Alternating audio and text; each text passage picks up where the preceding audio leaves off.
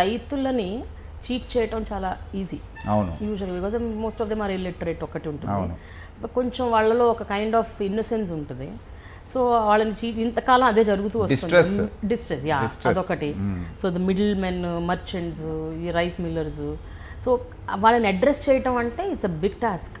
And ఇప్పటి వరకు మీరు అన్నట్టు ఐఏఎస్ ఆఫీసర్స్ ఉన్నారు కాబట్టి ఒక బ్యూరోక్రటిక్ లెవెల్లో జరిగేది ఆపరేషన్ అంతా.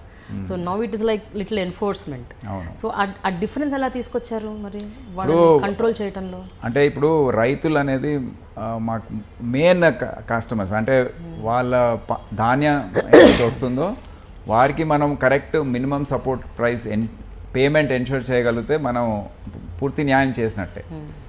అయితే ముందు ఏంటంటే వాళ్ళు ధాన్యం తీసుకొచ్చేవాళ్ళు అక్కడ ప్రైడీ ప్రొక్యూర్మెంట్ సెంటర్స్లో మిల్లర్సు, మా ఆఫీసర్సు, ఈ ఐకేపీ సెంటర్స్ వాళ్ళు, అంటే ఈ women groups, primary agriculture PSCS అని ఉంటాయి, ఆ సొసైటీస్ వాళ్ళు అందరూ కలిసి అంటే వారికి సరి అయిన ధర రాకుండా అంటే తక్కువ పేమెంట్ చేయడము ఇవన్నీ జరిగేది. వాడు 1500 rupees minimum support price for quintal ఉంటే వాళ్ళకు 1300-1200 వస్తే అబ్బా చాలా ఎక్కువ వచ్చిందని సంతోషపడి వెళ్ళిపోయే పరిస్థితి. అంటే ఇంతైనా వచ్చిందని. అంటే వేరే రాష్ట్రాల్లో ఇప్పుడు కూడా ఆ పరిస్థితి, బీహార్, యూపీలో మీరు చూస్తే 1000 రూపీస్, 800 రూపీస్ కూడా అమ్మేసి వెళ్ళిపోతుంటారు. అంటే అటువంటి కండిషన్స్ క్రియేట్ చేస్తారు వారి కోసం. వాడు అంటే బేజార్ అయిపోయి అంటే అందరూ గ్రూప్ గా ఫామ్ అయ్యి అదే అంటే అండ్ డిస్ట్రెస్. అతను ఏంటంటే ఆ ధాన్యం అమ్మకుండా ఇంటికి వెళ్ళలేడు, మళ్ళీ అక్కడే పడి ఉండాలి. ఆ డిస్ట్రెస్ సెల్లింగ్ అంటారు. అంటే ఒక ఎమర్జెన్సీలో అమ్మే పరిస్థితి అతనికి. సో మేమేం చేసాము, ఇదంతా ఎవరు ఇన్వాల్వ్మెంట్ ఉండొద్దు. అంటే మీకు గుర్తుంటుంది సైబరాబాద్లో కూడా పాస్పోర్ట్ వెరిఫికేషన్ కూడా మొత్తం ఆన్లైన్ చేసేసి 3 డేస్లో పాస్పోర్ట్, అంటే తత్కాల్ కూడా అవసరం లేకుండా చేసేసాం. సేమ్ సిస్టమ్ ఏం చేసామంటే ప్యాడీ పర్చేస్ సెంటర్స్లో ఆల్ గ్రూప్స్కి ట్యాబ్స్ ఇచ్చాం. అంటే చిన్న కంప్యూటర్ లాంటిది. దాంట్లో ప్రతి రైతు అంటే 11 లక్షల మంది రైతులకు 8,100 కోట్ల రూపాయలు direct online transfer into their banks చేయగలిగాము ఈ మొత్తం రబీ అండ్ ఖరీఫ్ సీజన్స్లో. అంటే ఏ విధంగా చేసాము, వాళ్ళ డీటెయిల్స్ అన్నీ కూడా, అంటే వాళ్ళ ఎన్ని ఎకరాలు ఉన్నాయి, ఎంత పండించాడు, ఎంత ధాన్యం, అదే ఆధార్ కార్డ్ నంబర్స్ ఇవన్నీ కూడా దాంట్లో ఫీడ్ చేసేసి అతను ధాన్యం తీసుకొచ్చిన తర్వాత దాన్ని పేమెంట్ చేయించి ట్రక్ షీట్ అనేది ఒకటి జనరేట్ అవుతుంది. అది అయిన తర్వాత ఆ డీటెయిల్స్ అన్నీ కూడా మా దాంట్లో అప్లోడ్ చేస్తే ఇక్కడ వరకు వచ్చేస్తాం, మా హెడ్ ఆఫీస్ వరకు. ఇక్కడ మేమంతా వెరిఫై చేసి ఆ పేమెంట్స్ ఏదైతే ఉన్నాయో డైలీ బేసిస్ అన్ని క్రోర్స్ ఆఫ్ రూపీస్ మేము జిల్లా వారీగా మేము రిలీజ్ చేస్తుంటాం. డిస్ట్రిక్ట్ మేనేజర్ ఆఫీస్ నుండి మళ్ళీ ఎస్బీఐ ద్వారా స్ట్రైట్ వాళ్ళ అకౌంట్లో వెళ్ళే విధంగా ఏ మిడిల్ మ్యాన్ లేకుండా, ఏ రైస్ మిల్లర్ దాంట్లో price is fixed 1510 rupees per quintal. 100 quintal తీసుకొచ్చాడు అనుకోండి, 1510 into 100 స్ట్రైట్ అంత అమౌంట్ అకౌంట్లోకి వెళ్ళిపోతుంది. ఎవరు దాంట్లో వాళ్ళు వేలు పెట్టడానికి లేదు, ఒక పైసా తీయడానికి లేదు, ఫుల్ ఫ్లష్ విత్ మనీ. వాళ్ళ అంటే కంప్లైంట్ ఏంటంటే బ్యాంక్స్ మమ్మల్ని 10,000 కన్నా ఎక్కువ విత్డ్రా చేయనియట్లేదు. నేను చెప్పాను రాష్ట్ర ప్రభుత్వం సమస్య కాదు, అది మాకు తెలియదు, కానీ మీకైతే మేము ఇచ్చాం కదా, చాలా సంతోషంగా ఉన్నాం sir. Very happy 11 lakh farmers వాళ్ళు ఎంత హ్యాపీ అంటే అసలు ఫీడ్బ్యాక్ అంటే అందుకే అంత ఎక్కడ కూడా గొడవలు లేకుండా ఇంత ఈ ఖరీఫ్ అండ్ రబీ సీజన్లో 54 లక్షల మెట్రిక్ టన్నులు ప్రొక్యూర్మెంట్ చేసాం. మీరు తెలంగాణ చరిత్ర చూసుకుంటే ఇది 250% more than ever in history. అంతే ప్రతి సంవత్సరం లాఠీ చార్జీలు జరుగుతాయి, ఇదే జరుగుతాయి. ఎందుకు జరుగుతాయి అంటే పూర్ ప్లానింగ్ వల్ల.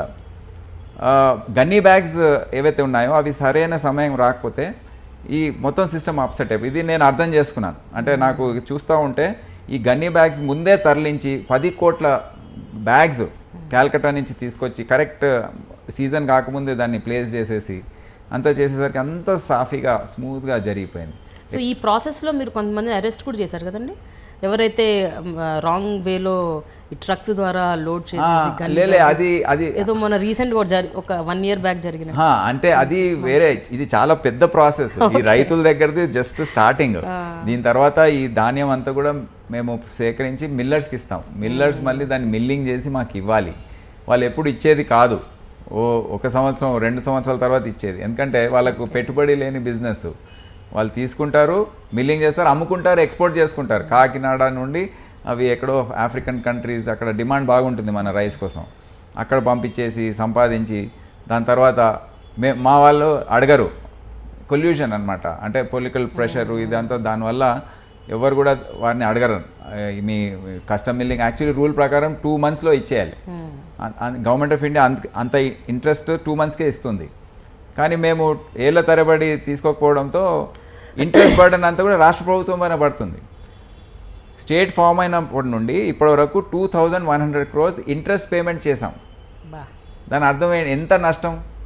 Because of this wrong management of finances of the department.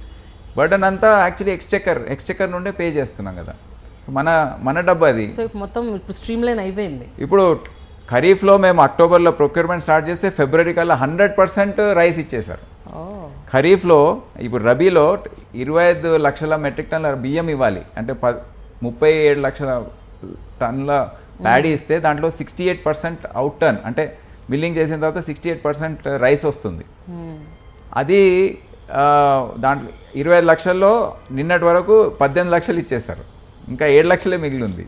ఇది అసలు చరిత్రలో ఎప్పుడు కూడా ఏ రాష్ట్రంలో కూడా మీరు చూడరు ఇది. So what do you suggest? మీరు ఏమనుకుంటున్నారు? ఇప్పుడు ఈ పర్టికులర్ డిపార్ట్మెంట్కి మాత్రం భవిష్యత్తులో కూడా ఇంకా ఐపీఎస్లే ఉంటే బాగుంటుంది అని అనుకుంటున్నారు. What you think? అది ప్రభుత్వం ఇష్టం, నిర్ణయం. మీకంటే అంటే ఐపీఎస్లలో కూడా మళ్ళీ వచ్చి చేయాలి కదా, ఇదే స్థాయిలో చేయాలి, పేరు నిలబెట్టాలి. ఐఏఎస్లో కూడా ఆఫీసర్స్ ఉన్నారు చేసేవాళ్ళు. అంటే ఆఫీసర్ కరెక్ట్ ఉండాలి. నా అభిప్రాయం ఏంటంటే ఎవరితో భయపడద్దు. అది ఆ ధైర్యం ఉండి చేస్తే ఎక్కడైనా చేయొచ్చు. ఈరోజు ఇక్కడ కాదు, ఇంకా ఎక్కడిచ్చినా చేసే కాన్ఫిడెన్స్ నాకు ఉందని నేను తెలియజేస్తాను. మీరు చూస్తున్నారు ఐ డ్రీమ్ న్యూస్ని. మీరు చూస్తున్నది ఐ డ్రీమ్ న్యూస్. అంటే కళలని నిజం చేస్తూ ప్రజలకి నిజాలని కళల ద్వారా తీసుకొచ్చే ఐ డ్రీమ్కి మై బెస్ట్ విషెస్. మీరు చూస్తున్నది ఐ డ్రీమ్ న్యూస్. మీరు చూస్తున్నారు I dream channel. For more videos please subscribe I dream. మరిన్ని వీడియోల కోసం ఐ డ్రీమ్ని సబ్స్క్రైబ్ చేయండి. Please subscribe I dream. And I am very much satisfied with the way interview went on. Kindly subscribe to I Dream. For more videos, subscribe to iDream. And loads of fun entertainment and content. Do watch